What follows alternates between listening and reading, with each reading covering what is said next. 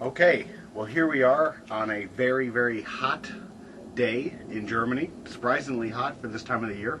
I'm inside the greenhouse, so it's actually even hotter.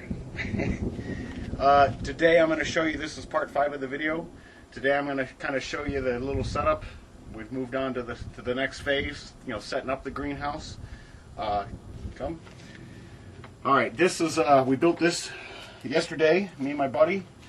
It's what I call, it's a propagation bench. Propagation means to propagate the species, so it's a reproduction bench, if you will. It's for young seedlings and small plants.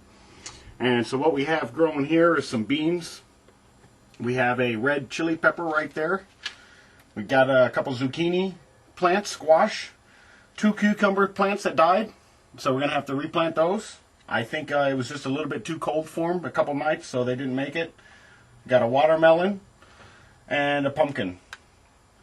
These right here are some new seedlings, some onions and some carrots and some other things. These little things right here are called peat pellets. They're pretty good. They come in like little discs, and you just add water and they expand, and it's really, really fertile peat moss soil made for seedlings. And you just put them in this little tray, and there you go. Right here is some cantaloupe that's in the process of trying to grow. I'm sorry, not cantaloupe, some more peppers. We got some catnip, and what else did I put in here? Yeah, some more beans. Beans and catnips. White beans. These two are white beans. This one's a green bean. And then we have some catnip and a couple bunching onions. And as you can see right there, one of the little bunching onions and sprouts is coming up. So that's going to be ready to plant. I'll probably plant that tomorrow maybe. And then right here is some cantaloupe that has not sprouted yet. Waiting for it. And then right over here we have some parsley, some chives, and some basil that has not come up yet either. Basil. Now what these are is these are like miniature greenhouses. As you can see, there's a lot of humidity, which is important for seedlings to grow. And the reason why I ran electricity right here into the greenhouse is because this table, as you can see, this red wire here is a bottom heater.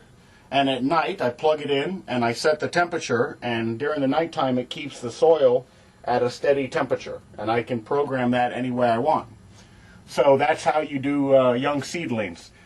These are ready to plant right now outside and get going, but I'm going to wait a couple more weeks because the weather could still turn to the worst and get a little bit cool, and you don't want that. It needs, normally, all these plants right here you normally plant in May, so I'm going to wait a couple more weeks and then get them going outside of the greenhouse. Then over here, we built a tomato box. Okay, got the little posts set in ready for them to vine. We're going to have some vining tomatoes, big red juicy ones. They're called beefsteak tomatoes. That's what I'll be planting here, and I'm going to do that next week. I still need some more soil. This is really easy to do. It's just basically 4 pieces of wood we cut up, just built a box, took like 15 minutes, done.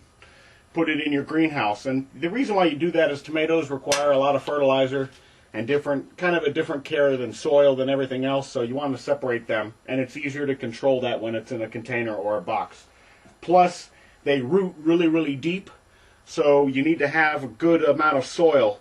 This soil right here, you can plant them directly in it, and it only goes down about 7 inches of good soil. So we're adding another about 1.5 feet. So they're going to have 2 feet of really, really good soil that they can root, and they'll actually last longer. And if everything goes right, these tomatoes will last me all the way into the winter time. I'll have 4 of them, and I'll just pick them as we can, so we'll have plenty of ripe tomatoes.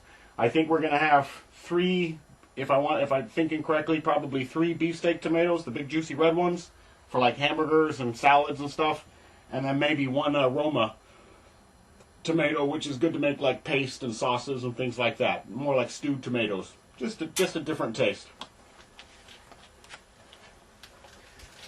Okay, over here we've got a lavender tree growing, and we got some catnip, We got a lot of catnip growing because we have cats. So we're going to try to grow the herbs and spices for them so they enjoy themselves too. Okay, then over here, this little sprout right here is a Cow Wonder golden cow pepper. Golden Wonder pepper it's called. It's one of those big juicy red, yellow, and green bell peppers. That'll get about this high and it'll be full of peppers once it's all done. Right here are some burgundy onions coming up. Okay, we got like 6 of them right here coming out. And then right here we have some carrots. I planted 6 of them right there, and then in a couple weeks I'll plant another row right there, and then a couple weeks after that another row, so we always have kind of like a rotation of carrots going. Right here are some bunching onions. Got 3 of them. Okay, plant a couple more, you know, in a few weeks. So you kind of rotate the crops. And then over here are some beets in the ground. They have not sprouted yet. I planted them directly into the soil. There's no need to transplant that. And then I have another box out there where Will be putting right in here, and this is where we're going to have some melons, cantaloupes and melons and stuff for breakfast. And so that's kind of will be the greenhouse. And then underneath this table, you keep backing up, you're okay, honey. Underneath this table, I can also plant stuff here too, because it's out of the way, no big deal. It'll be a little bit shaded, so I'm going to plant the right kind of crop that doesn't require direct sunlight as much, maybe a little bit of shade. Later on in the year, this will be a perfect place for lettuce, for instance, and endives and things like that. Some salad type of stuff, broccoli, cauliflower. They don't need as much sunlight, a little bit cooler, shaded temperatures. And this is what we'll have in here throughout the summer. And then when like I said, August, September rolls around, October, we'll be rotating the crops and putting something completely different in here. But the good thing about having a propagation bench like this that has heat is all year I'll be able to grow my seeds pretty much whenever I want out here. It might get a little bit cold in the winter. We do have a heating in here if we need it. So I got to keep my eye. I think it's going to depend on how bad the winter actually is. If it's like last year, where we had a really bad winter, we won't be able to do seeds out here. But everything else we'll be able to continue to grow. And that's it for the 5th episode of Greenhouse in Germany.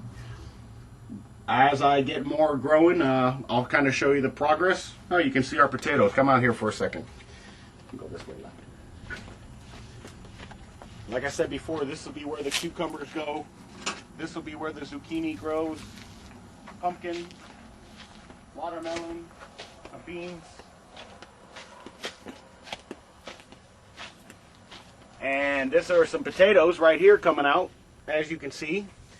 This whole bed has a total of 10 different potato plants. 2 of them are coming out really good. Here's another little one coming out. And that's it for now. The rest haven't sprouted yet, but they'll be coming. Takes time. We have a special mixture here of fertilizer, some horse poop. Made some manure tea. You just put a couple chunks of horse manure in there and add water and let it soak. And then you can use that to fertilize so it's not so strong. And the potatoes seem to really, really love that. So do tomatoes. Once they get going, I'll be using that on the tomatoes also. And that is it for the episode 5 of Greenhouse in Germany.